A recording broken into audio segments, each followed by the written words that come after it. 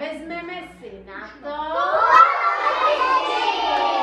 Tak, připravíme ručičky na hlas.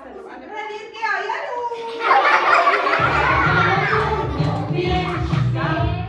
Jízda na ní není těžká, je to prý náš vás. Vozy nedělou není.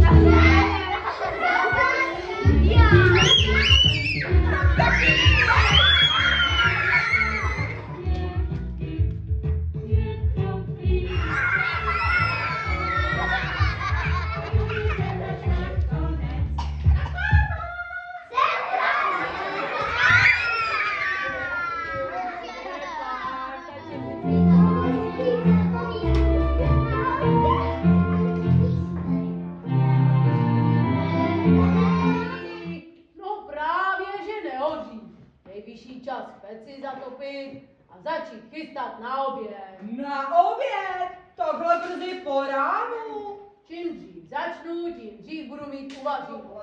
Povídej asi. Brum. Dobrá tedy, ujednáno. A teď synku rychle nasoukej polínka do kamen, ať je pěkně roztopíme. A co vlastně chystáte, pan táto, k obědu? Ale od včerejška Pečínka by nebyla. Jiru, když si sám ulovíš. Nějak moc práce mi, pan táto, poroučíte, ne?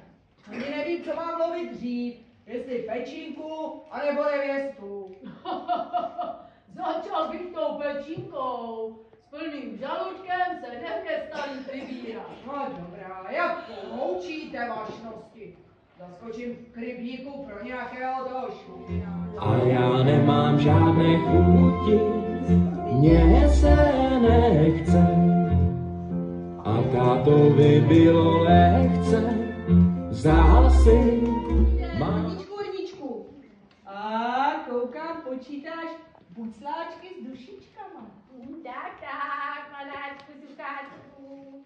Ale pička, co pak tebe trápí? Helenko, prosím tě, pomož mi to tady pověsit na tu šňůru. Ale opatrně, No, neboj. neboj. Však to tam pověs. Stromy, zvedněte tu šňůru trochu vejš, však se nám to právno umaže. Však nám uschne rychleji. Tak pořádně koukejte. Počkejte. Zaťukejte pěkně do žibiček a já zaťukám do vrbičky.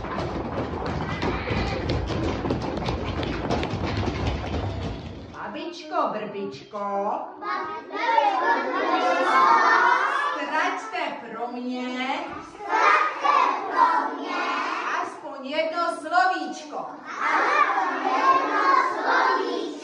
Tak co, babičko, teď už jste mě slyšela dobře? Jako prco, to je pořádnej šupináč. A co babička vrbička? Prostě pak ti dobře poradil. To já nevím, ale mám na ní zítra ráno zase zaťukánečku.